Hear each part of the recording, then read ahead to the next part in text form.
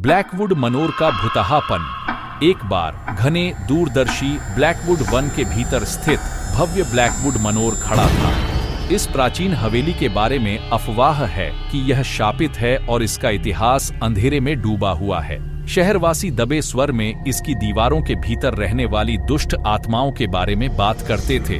एक तूफानी रात में 4 साहसी दोस्तों के एक समूह ने इसके भयावह अतीत की कहानियों से आकर्षित होकर ब्लैकवुड मैनर में सप्ताहांत बिताने का फैसला किया।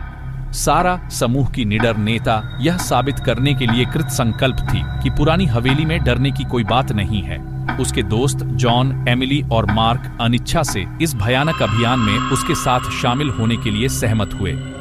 जैसे ही उन्होंने ब्लैकवुड मनोर में दहलीज पार की, हवा के एक ठंडे झोंके ने उनके पीछे बंद हुए विशालोक के दरवाजों को जोर से झटका दिया। आवाज गुफाओं वाले हॉलों में गूंजती थी, जिससे उनकी नसें उत्तेजित हो जाती थीं।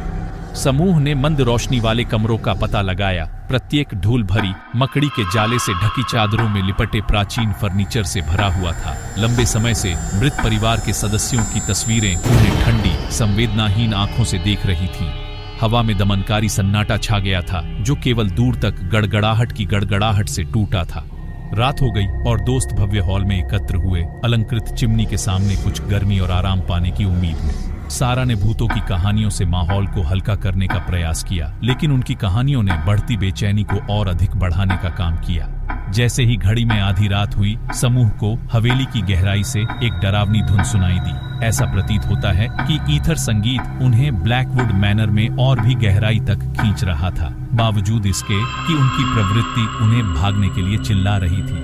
डरावनी धुन का अनुसरण करते हुए वे तहखाने में उतरे, जहां उन्हें एक प्राचीन धूल भरा पियानो मिला। चाबियां अपने आप बजने लगी। स्वर एक उदासी और भयानक सुंदरता के साथ गूंज रहे थे।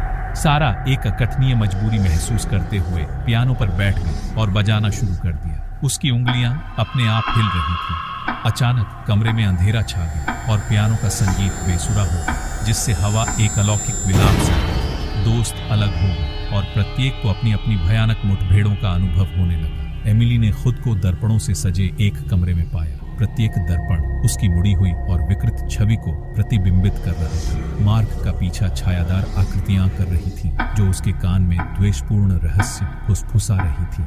जॉन की नजर पुराने पारिवारिक चित्रों से भरे एक कमरे पर पड़ी, जो उसकी आंखों के सामने पुरानी लग रही थी। उनकी आंखें एक भयावह चमक के साथ उसका पीछा कर रही। सारा, जो अभी भी पियानो बजा रही थी, को अपने कंधे पर एक बर्फीला हाथ महसूस हुआ। वह पीछे मुड़ी और देखा कि एक भयानक आकृति वाली महिला खून से सना शादी का गाउन पहने हुए उसके पास खड़ी थी। भूत की खोखली आंखें सारा की आत्मा में घुस गईं और वह फुसफुसाई, तुम्हें यहाँ नहीं आना चाहिए था।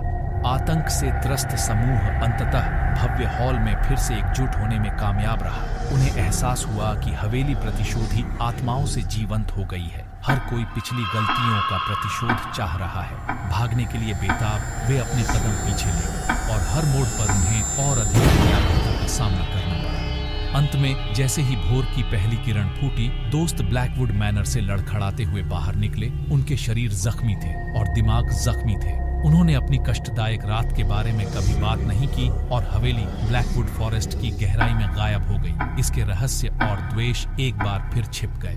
ब्लैकवुड मैनर अबाधित रहा। इसका काला इतिहास उन सभी के लिए एक चेतावनी है, जिन्होंने अंधेरे के बीच में सच्चाई की तलाश करने का साहस किया।